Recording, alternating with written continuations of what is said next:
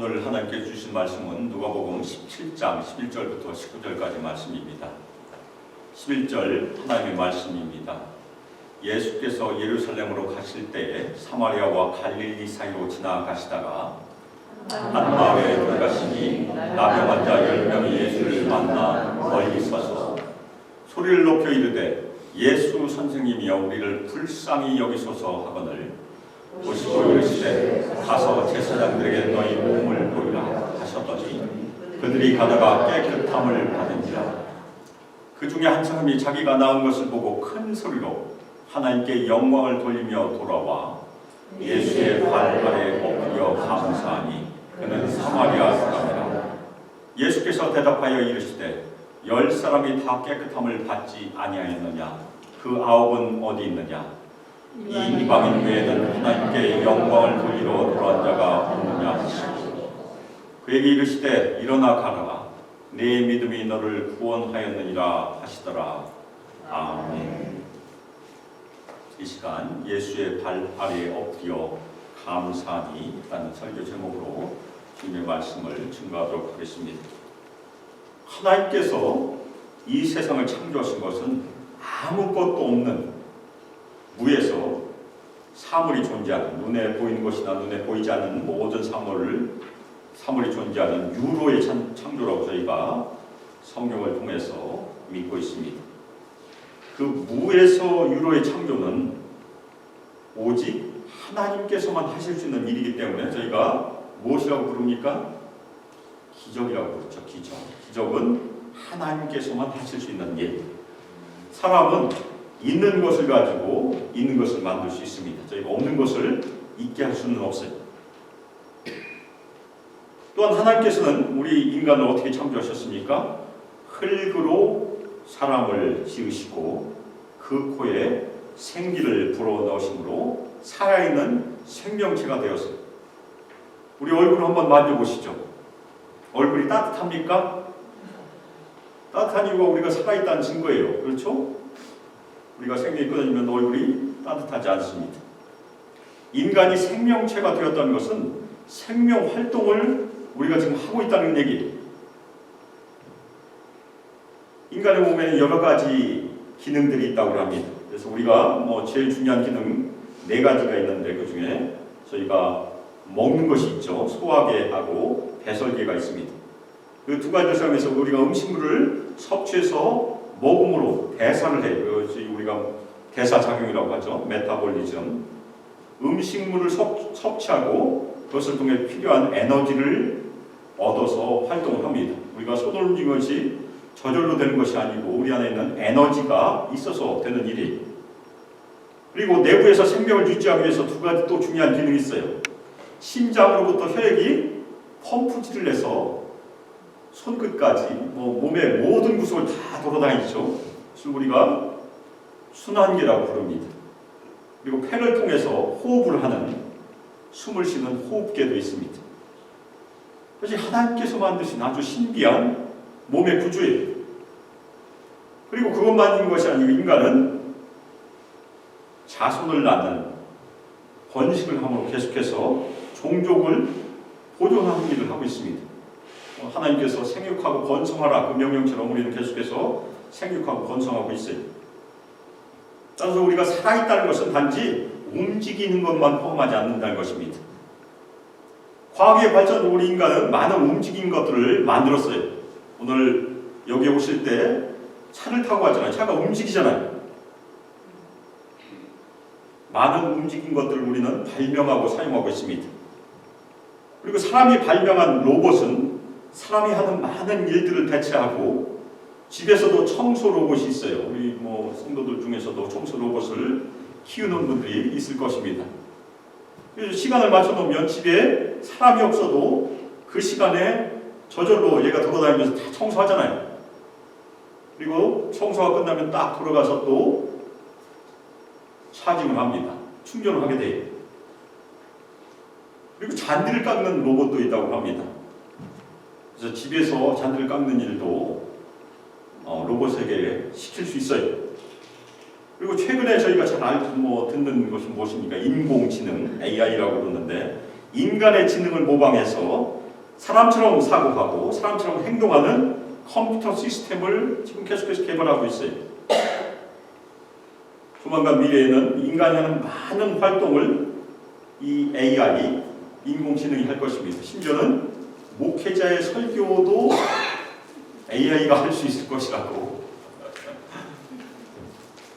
그렇게 지금 예상을 하고 있어요. 그런데 로봇이나 인공지능을 만들고 운영하는 것은 누가 하고 있습니까? 사람이 하고 있어요. 사람. 물론 나중에 AI가 더 뛰어나면 AI가 AI를 만드는 일이 생길 수도 있겠죠. 만약 청소 로봇의 전원이 끊어지고 배터리가 다 방전이 되면 로봇은 움직이지 않습니다. 그런 일이 간혹 생겨요. 그러니까 아무리 뛰어난 인공지능이라도 아무리 뛰어난 슈퍼컴퓨터라도 전기가 공급되지 않으면 무용지물이에요. 마찬가지로 우리 인간도 하나님께서 아주 세밀하게 설계하셨어요. 우리 안에서 많은 생명 활동이 계속해서 일어나고 있습니다. 지금도 일어나고 있어요. 그런데 그 구조들의 문제가 생기면 무엇이 발생합니까? 우리 몸에서 병이 생기는 것이에요. 하나님께서는 완벽하게 창조하셨지만 이 타락한 세상에서 우리는 질병을 경험하게 됩니다. 문제가 생기니까.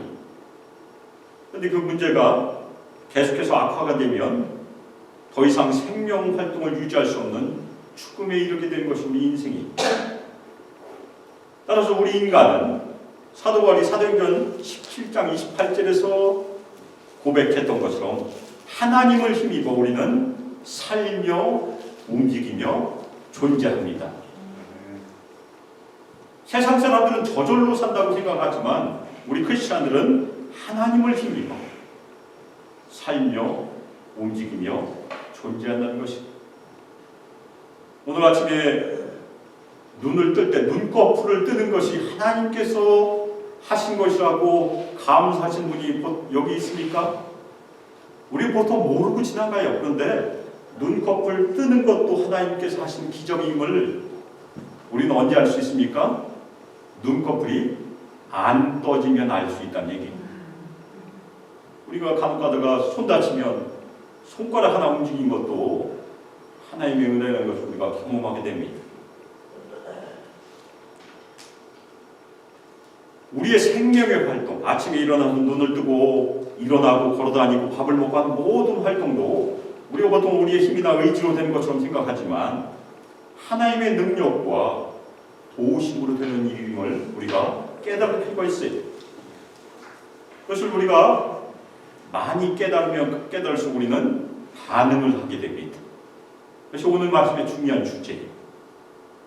그래서 오늘 말씀에서 우리는 생명을 얻는 사람이, 생명을 계속해서 하나님으로부터 공급받는 사람이 마땅히 생명의 주인 되신 하나님께 보일 반응이 감사임을 같이 보게 될 것입니다. 오늘 말씀 예수님께서 계속해서 예루살렘으로 가시는 동안에 있었어요. 예수님께서 사마리아와 갈릴리 사이를 지나가고 계시다가 한 마을에 들어갔는데 거기서 나병 환자 10명을 만나는 장면이 등장합니다. 그런데 이 나병 환자 10명은 예수님께 가까이 오지 않고 멀리 서서 예수님을 만났습니다. 그 이유는 레위기 13장 45절 46절에 의하면 나병 환자는 율법에 따라서 다른 사람들로부터 멀리 있어야 돼요. 자신을 분리해야 됩니다. 그리고 진영 밖에서 살아야 되고 자신들이 거기 있음을 다른 사람들에게 뭐라고 알려줘야 됩니까? 부정하다, 부정하다 외침으로. 그 얘기는 무엇입니까? 가까이 오지 말라는 얘기.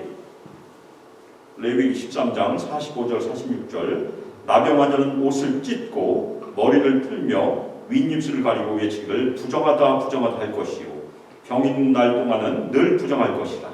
그가 부정한 즉 혼자 살 때 진영 밖에서 살지니라. 그래서 나병 환자는 예수님께 가까이 오지 못하고 멀리 서서 예수님을 만난 것입니다. 오늘 말씀을 전체적으로 살펴보면 나병 환자 중에 한 사람은 사마리아인이었어요. 그래서 아마도 이 사회에서 충출된 이 사람들은 오늘날 홈리스도 비슷해요. 자신들의 인종적인 경계를 넘어서 서로 의지하면서 살았던 것이 9명은 유대인, 아마도 1명은 사마리아인이었을 것입니다. 그런데 이 나병 환자들이 소리를 높여서 말했어요. 왜냐하면 예수님 멀리 계시니까 소리를 높여야 예수께서 들으시니까. 그래서 예수 선생님 우리를 불쌍히 여기소서. 이 사람들이 가지고 있는 나병이라는 질병 때문에 이 사람들은 사회적으로 소외되고 성전에도 당연히 갈 수 없었어요. 그래서 이들은 예수님께 불쌍히 여겨달라고 간절히 구했던 것입니다. 이 우리를 불쌍히 여기소서, 나를 불쌍히 여기소서, 이 기도는 신약 성경에 여러 번 등장합니다. 그 중에 저희가 잘 알고 있는 기도 하나가 어디입니까? 마지막에 예수님께서 소경의 눈을 뜨게 하는데, 우리 아이들도 찬양하는 노래잖아요. 예수님께서 말씀하시니 누가 눈을 떴습니까? 바디메오 또 다윗의 자손 예수여 나를 불쌍히 여기소서. 그렇게 외쳤습니다. 이 기도는 기독교 역사상 짧은 기도이지만 응답을 받는 기도, 치유를 받는 기도로 알려져 있습니다. 그래서 예수 기도라고 불러요. 우리도 이렇게 기도할 수 있어요. 예수님 저를 불쌍히 여기소서. 저도 이 기도 잘 좋아합니다. 특별히 아플 때, 힘들 때 이 기도 많이. 저도 응답을 많이 경험했습니다. 좋은 기도예요.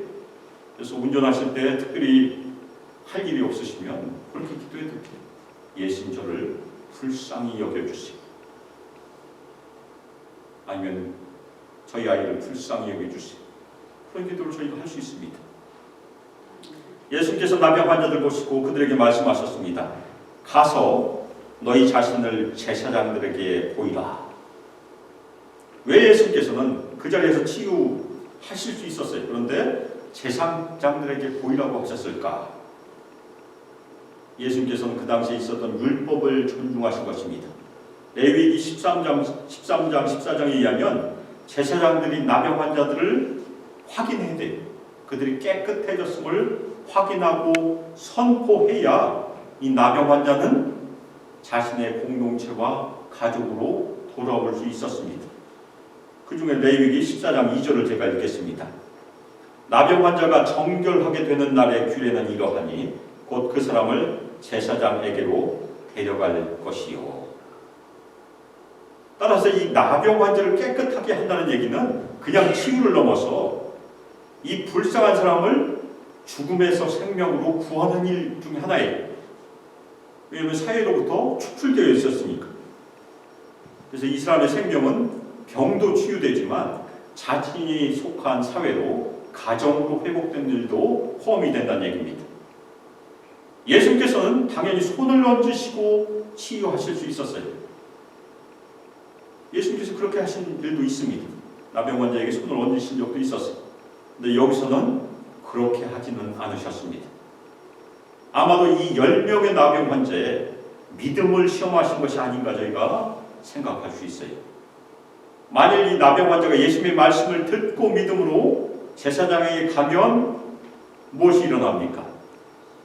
치유가 일어나고, 만일 그 말씀을 믿지 않고 걸음을 옮기지 않으면 치유가 일어나지 않습니다. 예수님께서는 이 10명의 나병 환자를 불쌍히 여기시고 긍휼의 눈으로 그들을 보셨고 주님의 말씀의 능력으로 그들을 만지신 사건입니다. 그래서 이 나병 환자들은 예수님의 말씀을 듣고 믿음으로 제사장에게 가다가 중간에서 깨끗함을 받았어요. 10명이 다 깨끗함을 받았어요.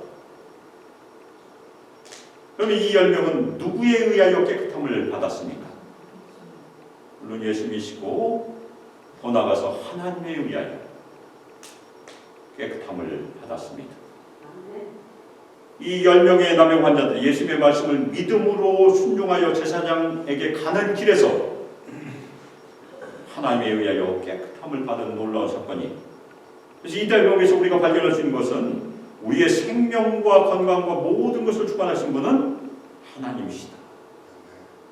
그분이 생명의 창조주이시기 때문에 그렇습니다. 그런데 이 나병 환자들이 예수님의 말씀에 순종함으로 치유함을 받은 것은 구약에도 비슷한 사건이 있습니다. 열왕기하 5장 14절에 보면 나만 장군이 엘리사의 말에 순종하여 몸을 요단 강물에 몇 번 장몸으로 치유받았습니까? 7번. 그것을 연상케 해요. 그런데 그 10명 중에서 한 사람이 자기가 치유함을 받은 것을 보게 되었어요. 그 다음에 이 사람은 어떻게 했습니까? 예수님의 말씀에 따르면 이 사람들은 계속해서 제사장에게 가야 돼요. 가서 자신의 몸을 다 보여줘야 됩니다. 그런데 한 사람은 예수님께로 돌아왔어요. 이 사람은 예수님의 말씀을 어기고 돌아온 것입니다. 가라고 했는데 가지 않고 돌아온 것입니다.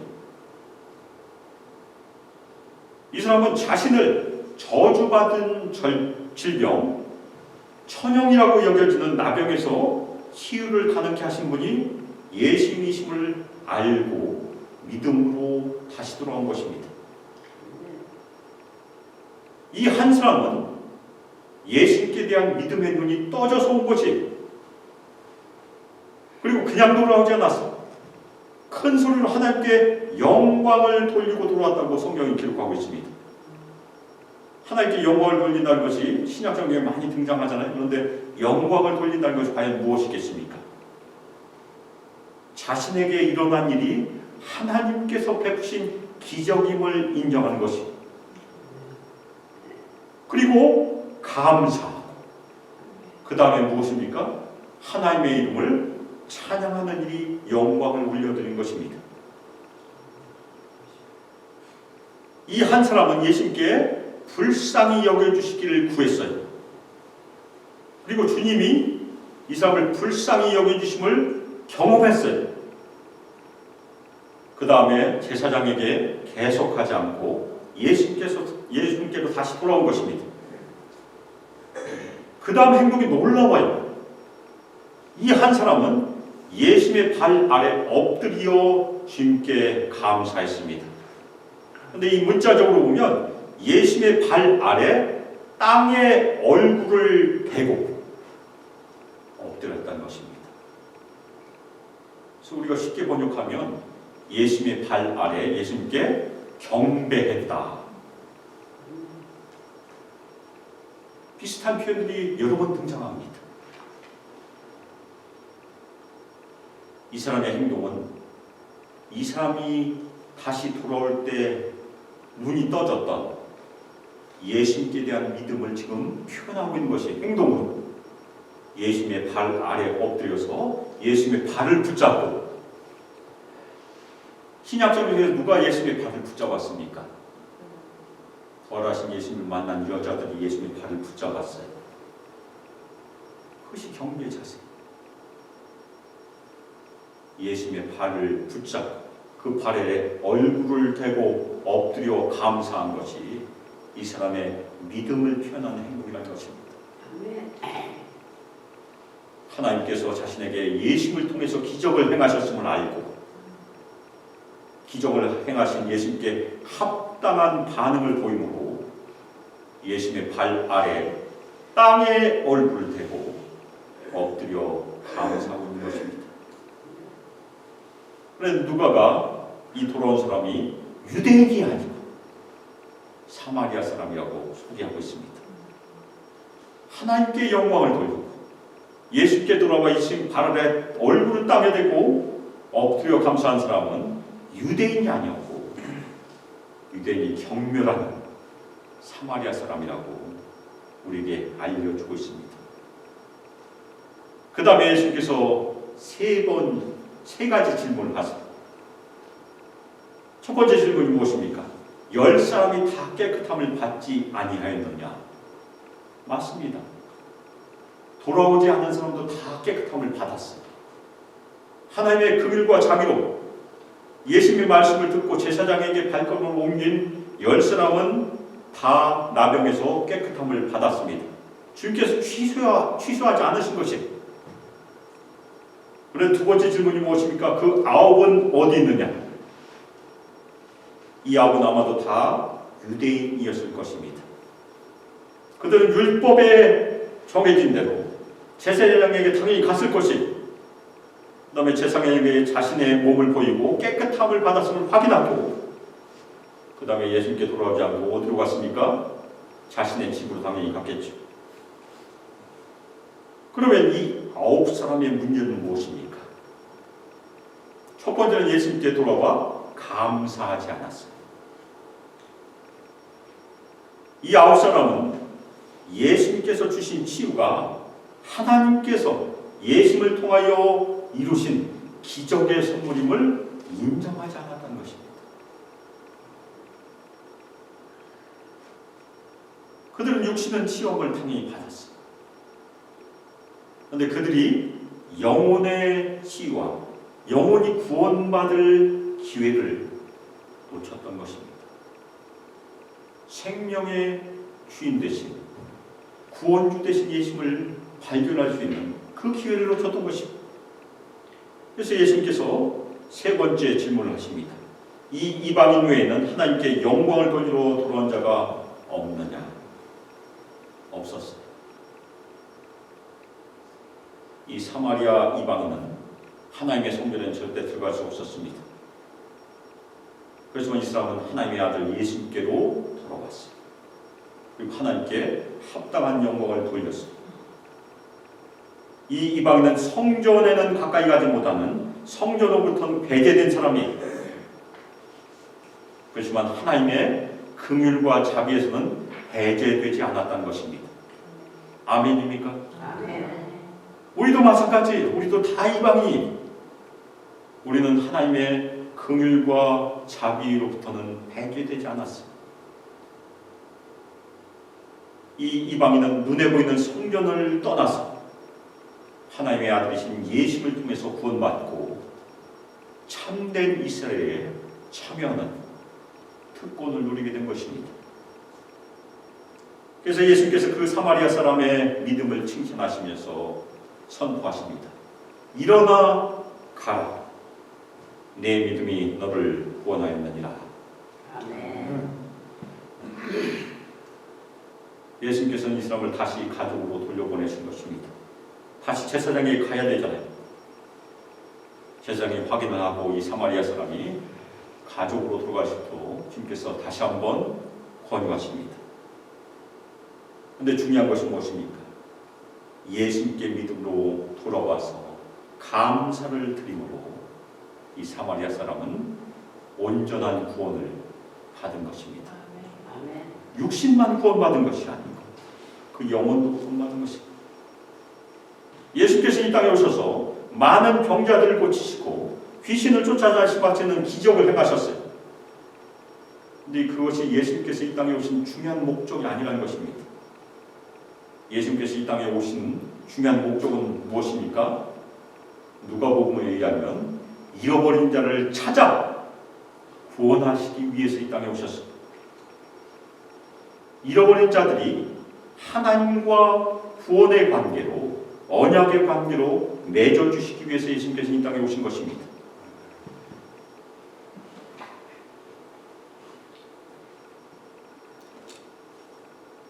우리는 이 땅에서 어떠한 기적들을 경험하고 살고 있습니까? 우리가 예수를 믿기 전에는 우리가 생명으로 태어난 것이 자연적으로 태어난 것이라고 그렇게 믿었을 것이에요. 그렇지만 우리가 예수를 믿고 난 다음에는 우리가 어떻게 고백해야 됩니까? 우리가 이 땅에서 생명으로 태어난 것도 우연이 아니고 하나님께서 주신 기적임을 믿어야 한다는 얘기입니다. 생명도 기적이에요. 그리고 오늘도 눈을 뜨고 숨을 쉬고 밥을 먹고 운전을 해서 이 자리에 나와서 주님을 예배하는 것도 매일 생명과 호흡을 우리에게 공급하시는 하나님께서 베푸신 기적임을 믿으시기를 주님의 이름으로 축원합니다. 아멘. 우리가 누리는 생명과 호흡이 하나님께서 우리에게 베푸신 기적을 우리가 믿는다면 우리는 어떻게 반응해야 되겠습니까?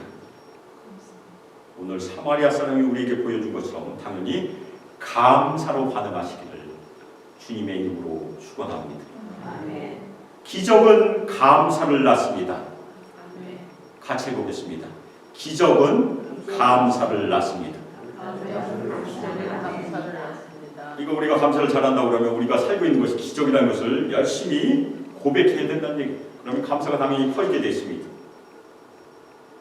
그리고 우리가 진정으로 감사해야 될 것이 무엇입니까? 당연히 육신의 생명도 매일 감사해야죠. 저희가 아침에 눈을 뜨자마자 저도 그렇게 해요. 아침에 눈 뜨면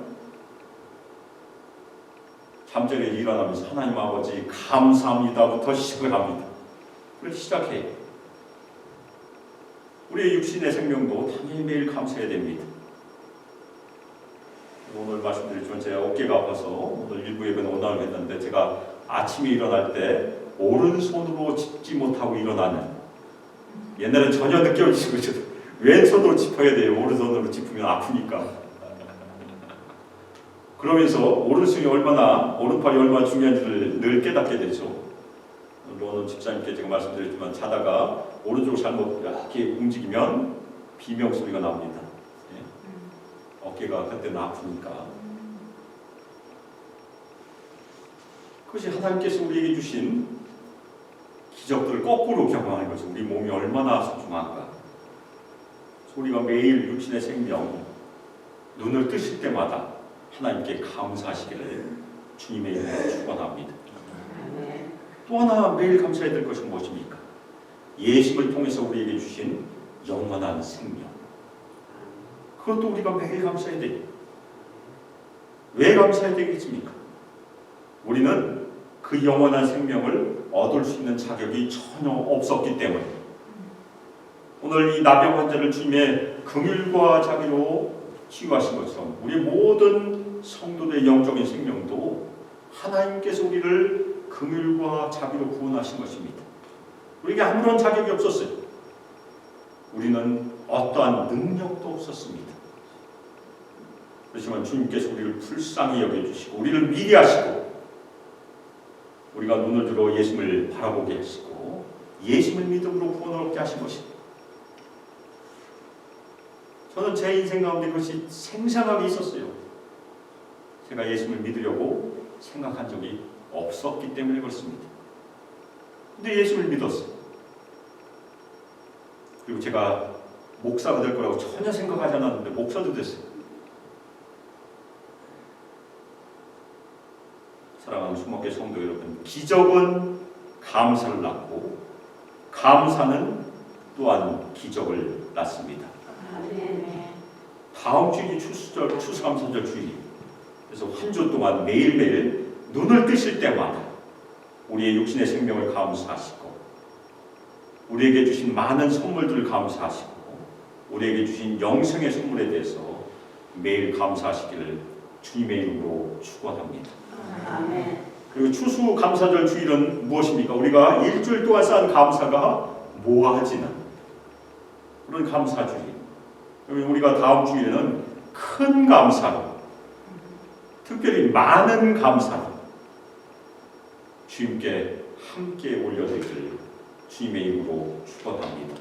아멘. 하나님께서 우리에게 당부하신 하나님 뜻이 무엇입니까? 우리 모든 성도들 범사에 감사. 범사는 무엇입니까? 좋은 일도 감사해야 되지만 좋지 않은 일도 감사해야 된다는 얘기입니다. 쉽지 않아요. 데살로니가전서에 있는 말씀이지만 어떻게 그러면 좋지 않은 일을 감사하게 될까? 제가 간혹 그 말씀 드릴 때마다 거꾸로 적용을 해라. 먼저 기도함으로. 기도가 감사로 이어지게 됩니다. 금방 감사로 이어지긴 쉽지 않아요. 그래서 우리 모든 성도들 기도함으로 주님께 나가서 범사에 감사하시고 삶의 모든 부분에서 감사를 통해서 우리에게 다시 주시는 기적을 경험하시기를 주 예수 그리스도의 이름으로 축복하며 기도합니다. 아멘. 오늘 다른 것은 다 잊어버리더라도 기적은 감사를 낳고 감사는 기적을 낳는다. 같이 한번 해보겠습니다. 기적은 감사를 낳고 감사는 기적을 낳는다. 이제는 주 예수 그리스도의 은혜와 하나님의 사랑과 성령 하나님의 교통교제하시고 우리에게 권능을 부어주시고 우리에게 충만히 임하시고 우리를 늘 부드럽게 인도하시고 이 땅에서 우리의 육신의 생명도 주님께서 주신 선물임을 늘 감사함으로 고백하고 그것이 또한 기적임을 감사함으로 고백하고 예수님을 통하여 우리에게 주신 영생 또한 하나님께서 베푸신 기적임을 늘 감사함으로 고백하고 이 땅에서 우리가 감사를 함께 많은 감사 우리 소망교회 안에서 기적을 이루기를 소망하며 결단하는 우리 소망교회 모든 성도들과 우리 청년들과 유수와 아이들과 영원토록 함께하기를 주 예수 그리스도의 이름으로 축복하며 기도합니다. 아멘.